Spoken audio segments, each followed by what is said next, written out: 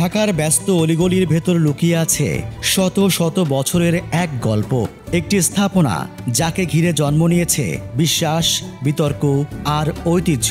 এই হলো বিবিকা রওজা, পুরান ঢাকার ফরাশগঞ্জের বুকে দাঁড়িয়ে থাকা এক প্রাচীন ধর্মীয় নিদর্শন। পুরান ঢাকার ফরাশগঞ্জের বিবিকা রওজা থেকে আপনাদের স্বাগত জানাচ্ছি আমি রেজওয়ান সিদ্দিকী। আমার পেছনে যে বুড়িগঙ্গা নদী দেখতে পাচ্ছেন, ঠিক তার পাশেই অবস্থিত এই বিবিকা রওজা।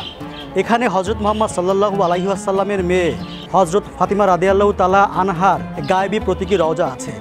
দর্শক, আজকের ভিডিওতে আমি আপনাদের এই বিবিকা রওজা ঘুরিয়ে দেখাবো, জানাবো এর ইতিহাস। আশা করি পুরো ভিডিও জুড়ে আমার সঙ্গেই থাকবেন।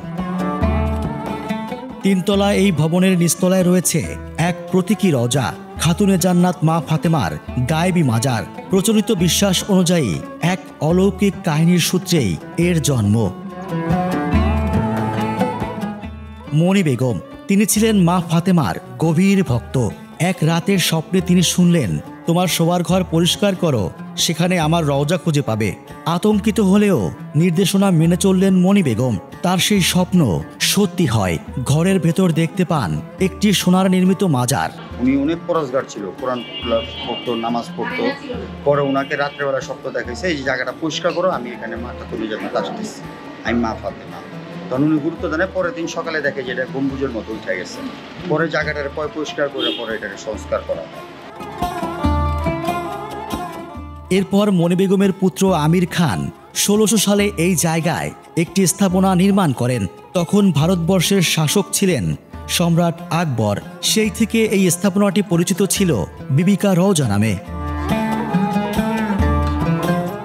আজও বিশ্বাসীরা আসেন এখানে মা ফাতেমার মাধ্যমে সৃষ্টিকর্তার কাছে প্রার্থনা করেন, ব্যক্তিগত সমস্যার সমাধানের জন্য মানত করেন, মোমবাতি জ্বালান। এখানে এসে কেউ নাকি খালি হাতে ফেরেন না। এখানে সবাই মানুষ আসে, যে যে নিয়তে আসে সবার নিয়তি পুরো হয়। এখানে কোনো দোয়া তাবিজ দেওয়া হয় না, কারো কোনো মাধ্যমই লাগে না। আইসা জাস্ট 2 রাকাত নামাজ পড়বে, 5 বার করবে, যেভাবে মক্কা শরীফে তওয়াফ করে না, ওরকমভাবে তওয়াফ করবে, তওয়াফ করে এখানে নিয়ত করে যাবে। পরে আবার নিয়ত পুরো হইলে আবার মানুষ আসে। প্রতিদিন সন্ধ্যায় প্রদীপ জ্বলে, মোনাজাত হয়।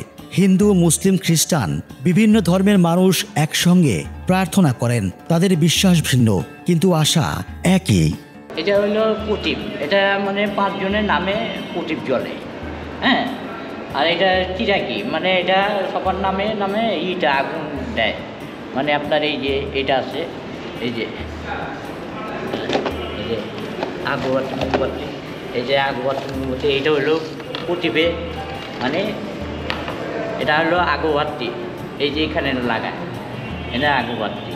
আর মোম হবে আপনার এই যে প্রদীপে লগে, এই এভাবে থাকবে। হ্যাঁ, এভাবে থাকবে মোমটা। তাহলে এটা সন্ধ্যার সময় হয়, সন্ধ্যার সময় আমরা জ্বালাই। এই যে আপনার এই যে ঘিটা, এই যে তেলটা দেখলেন, এই তেলটা আমরা এই যে এখানে এখানে 4-5টার মধ্যে দিই, দিয়ে তারপর প্রদীপটা জ্বালাই। এই যে সুতাটা, এই যে ফিতা, এই যে ফিতাটা, এই যে ফিতাটা আমরা এই যে এইভাবে রেখে তারপর তেল দিয়ে তারপর আগুন দিই। এখানে একটা বিভ্রান্তি আছে। অনেকে মনে করেন বিবিকা রওজা শিয়া সম্প্রদায়ের অন্যতম পবিত্র স্থান। এর পার্শ্ববর্তী হোসেনি দালানের সঙ্গে যোগসূত্র আছে বলেও অনেকে মনে করেন, কিন্তু বাস্তবে তা নয়। বিবিকা রওজা মূলত সুন্নিদের ধর্মীয় স্থান। শিয়ার হইলো ইমাম বারোটা হস্তি দালান পর্যন্তই। যেমন নবের সময় দেখছে এখানে এটা পাইছে, তখন দেখছে যে তাহলে এখানে মা আছে, ছেলে নাই, তখন ওইটার চিন্তা ভাবনা করে তখন ওনারা ওইটার একটা ইমাম বাড়া তৈরি করে দিচ্ছে যে শিয়ারা ওই জায়গায় ওটা নামাজ পড়বে, এই আদগার হিসাবে জোর ওইখানে নামাজ পড়ে। এখন আপনি তো যে কোনো জায়গায় নামাজ পড়তে পারতেছেন না। বিভ্রান্তি তৈরি হয় মহররম মাসের শোকানুষ্ঠানকে কেন্দ্র করে। আশুরার দিন এখান থেকে বের হয় এক শোভাযাত্রা, যার নাম বলতা গাওরা। শিয়া সম্প্রদায়ের তাজিয়া মিছিলে যেমন বুক চাপড়ানো, জিঞ্জির মারা, রক্তাক্ত হওয়ার রীতি আছে, এখানে তেমনটা হয় না। এটা মহরমের 10 তারিখে বের হয়। এটা এটা আপনার এখানে রাখি আমরা, এখানে উপরে ওই যে যেটা আমরা দেখাইলাম মোবাইলে, এটা উপরে থাকবে। এটা আবার ঝিঙা তোলা যায়, ওটা আবার ঠান্ডা করে আবার এটা নিয়ে আসি। ওটা ফেলে দিই, নদীতে ফেলে দিই। ওইটার মানে একটা নদী আছে আমাদের পরিচিত নদী, মানে ওইটা ফোরাত নদী, ওটা আপনার ডিঙা তোলা যায়। সুতরাং রীতি ভিন্ন হলেও মূল বিশ্বাস, শোক ও স্মরণ দুই সম্প্রদায়ের কাছেই সমান গুরুত্বপূর্ণ। বিবিকা রওজার এক বিশেষ দিক হল নারীদের সক্রিয় ভূমিকা। দোতলার এই ঘরে নারীরা নামাজ পড়েন, আলোচনা করেন।